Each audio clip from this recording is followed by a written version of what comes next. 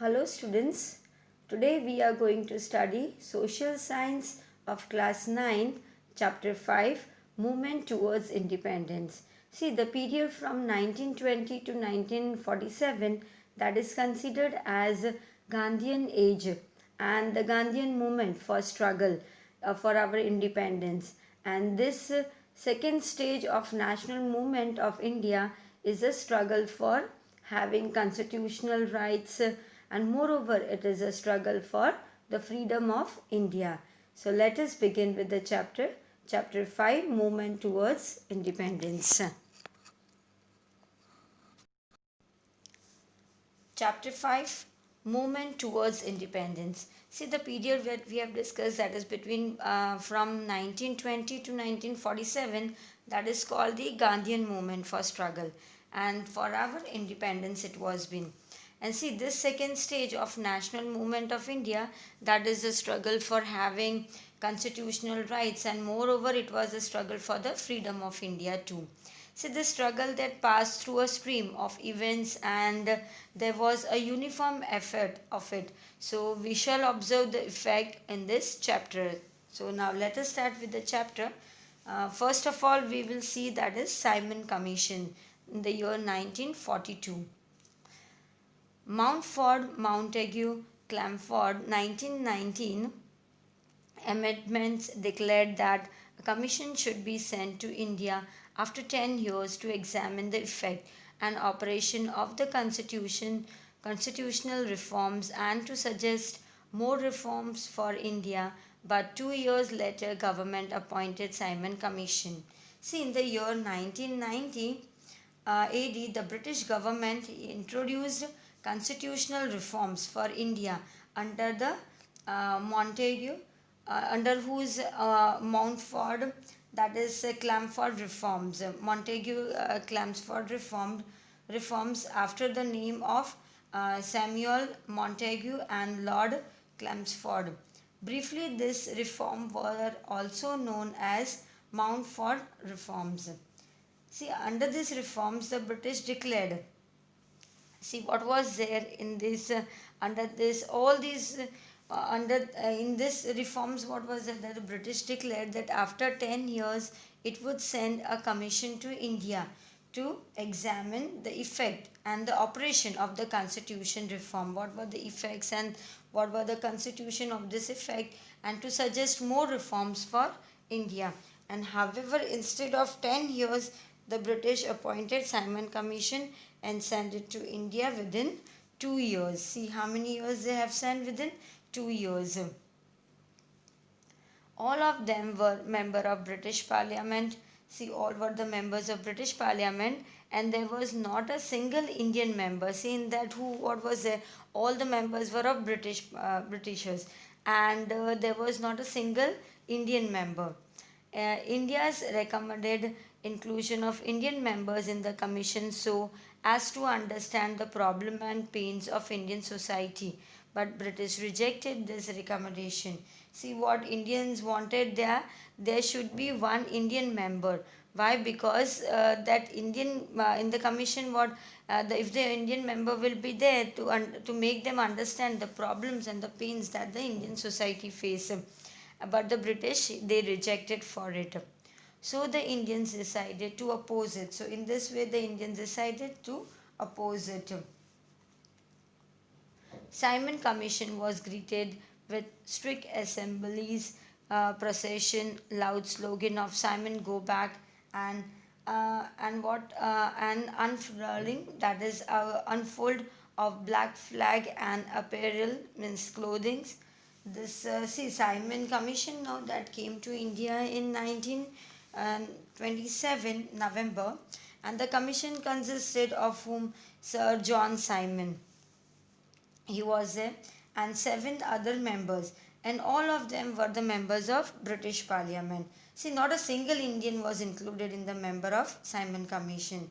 So Indians strongly believed that since the this commission was framed to bring reforms in the Indian political system, so the British government must include Indian member in the commission to understand what the problems and the pains of Indian society.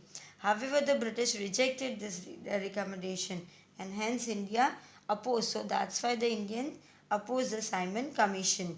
And see what were the ways of boycotting, how they started boycotting when the Simon Commission came to India. India opposed it by observing strikes, holding assemblies, and processions. And they raised a loud slogan of Simon, go back, and unfurled black flags, and they wore black clothes to show their opposition. What they did, they unfurled, means they outspread the black flag, and they wore black clothes to show their oppositions for it. And Simon Commission faced such opposition wherever it went. So, and the British government, they also suppressed the movement mercilessly.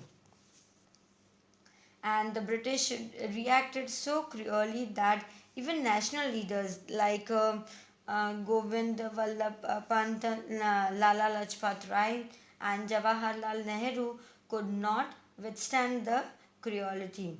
See, Lala Lajpat Rai, now, who was a leader of procession, he came against the Simon Commission in Lahore and was brutally beaten with lathis by the Britishers. He was been beaten by lathis and by Britishers, and he got seriously injured, and he passed away after a few months in 1928.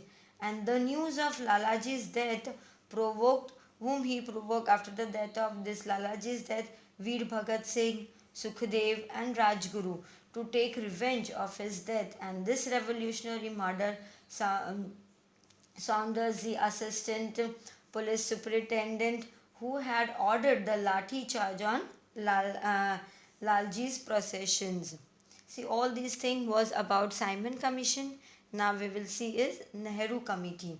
See, if they ask, see, before going forward to Nehru's committee, if it has been asked like this way, Veer Bhagat Singh, Sukhdev, and Rajguru were hanged to death, what was the reason for this? See, to examine the constitutional reform in India, the British sent Simon Commission to India. And in spite of the fact the commission was framed to examine the constitutional and social setup, not a single Indian was included in the member of Simon Commission. So India opposed it. And because of this, to this, the British reacted very violently, and they tried to curb their opposition mercilessly. So in this, Lala Lajpat Rai, who was a leader of procession against Simon Commission in Lahore, was beaten with lathi by British, and he got seriously injured, and he passed away few months in 1928. And because of Lalaji's death provoked Veer Savarkar, Sukhdev, and Rajguru, and to take the revenge of his death, this revolutionary murdered Saunders, the assistant police superintendent. They murdered him, and who has ordered what? The lathi charge on Lalaji's procession, and later they were hanged to death by British. So this was the reason why they were hanged to death. Now let us move ahead. Nehru Committee. With the opposition of Simon Commission, Hindi Wazir Burkhenhead presented a draft of the constitution as in Simon Commission, in which it stated that the Indian leaders of all parties formulate appropriate constitution which the British government will further think upon. See, the constitution reforms to be presented through the Simon Commission were opposed by all the political parties in India.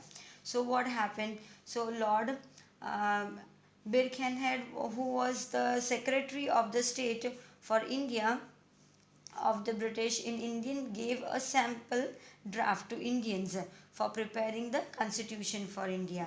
See what in this draft, Birkenhead stated that the Indian leaders of all the parties should together formulate a constitution, and they have to present it to whom? The British government, and the British should would then study and they approve if it is appropriate or no.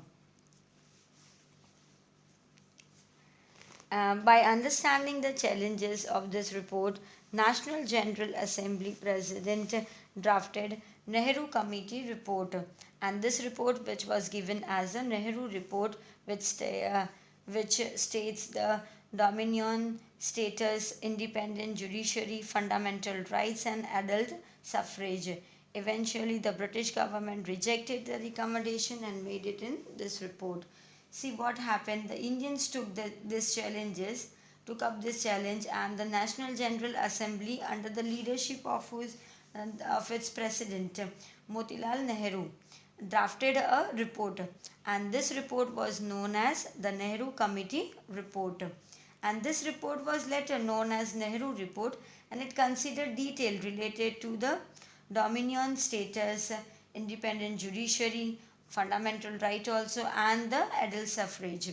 See, that should be included in the Indian constitution. And however, what happened, the British government, they rejected the recommendation made in this report. And what they said, and as they have accepted the unreasonable recommendation of the Simon Commission. See, the demands for the complete independence, what was in 1929. See, during this time, National Assembly member Jawaharlal Nehru, Subhash Chandra Bose were active national leaders. See, who were the active national leaders? See, during 1929, the members of National Assembly was namely Jawaharlal Nehru and Subhash Chandra Bose. They were very active national leaders in India, and they were the propagators of complete independence. See, these leaders now they propagated that India should attain complete independence, that is Purna Swaraj. Youth of India were not happy with the dominion status on the bank of the river Ravi in Lahore. Under the leadership of Jawaharlal Nehru, National General Assembly passed a resolution of complete independence. See, even Indian youths, they were not happy with the dominion status that the British wanted to give to India. So they also demanded for complete independence. After that, on 26 January 1930, the member took the oath of complete independence. See, this youth they met on the bank of the river Ravi in Lahore, and under the leadership of Jawaharlal Nehru, there was a National General Assembly that was being passed a resolution of complete independence. And on 26 January 1930, India took the oath of complete independence for the first time to celebrate Independence Day. And since then, January 26 has become memorable for all of us. Independent India has made the Republic Day memorable by implementing the constitutions of India on this day. So it was also declared that January 26 would be celebrated as Independence Day in the entire country. Since then, the January 26 has become a memorable day for all of us. And to make this memorable, after independence, India implemented its constitution onward on 26 January and announced to celebrate this day as our Republic Day.